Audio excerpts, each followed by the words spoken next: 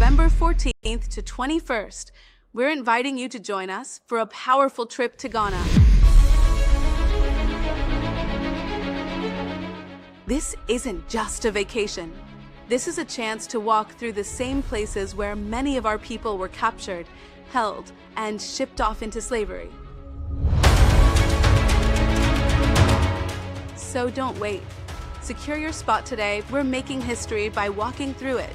Will you be with us?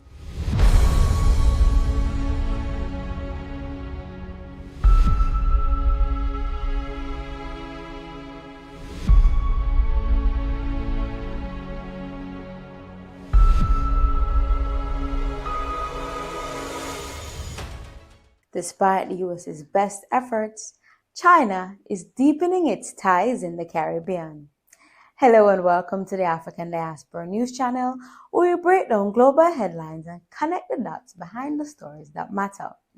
I'm Whitney, and today we're turning our attention to the growing shift in global influence that's happening at this time between China, Latin America, and the Caribbean. Let's get into it.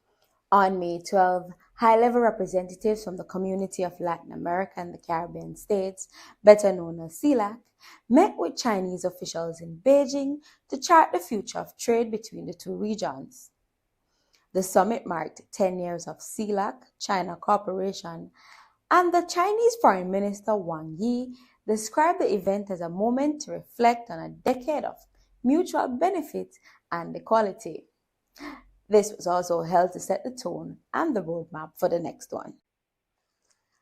Several heads of states from Latin America were in attendance, including Brazil's President Lula da Silva, who emphasized that China is now Brazil's main trading partner.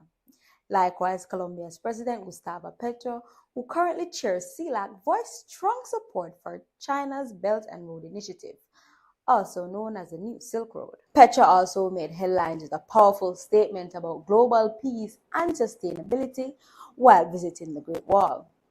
He said, "This photo seeks to revive multilateralism, the main objective of humanity today. It should not be war, but to decarbonize the economy to live." Cuban Secretary of State Bruno Rodriguez didn't hold back either. He criticized the ongoing US-China trade war, calling it a Washington-led effort that threatens Chinese investments across Latin America and the Caribbean. He praised China's global development strategies and highlighted their economic support in the region. Chile's President Gabriel Boric echoed similar sentiments, calling the Chinese CELAC Forum a space for mutual benefit and shared development. Chile now trades over US $43 billion in goods with China annually, making China its top economic partner. The numbers speak volumes. In 2023, total trade between China and Latin America exceeded USD $480 billion, a monumental leap from just $14 billion in the early 2000s. China has invested heavily across the region, including megaport infrastructures in Peru, and has established itself as the second largest trading partner for Caribbean countries, overtaking the European Union and trailing only behind the United States. As we know, Washington is not sitting still. Just days before the summit, the US Secretary of State visited several Caribbean nations in their efforts to reinforce American ties in the region.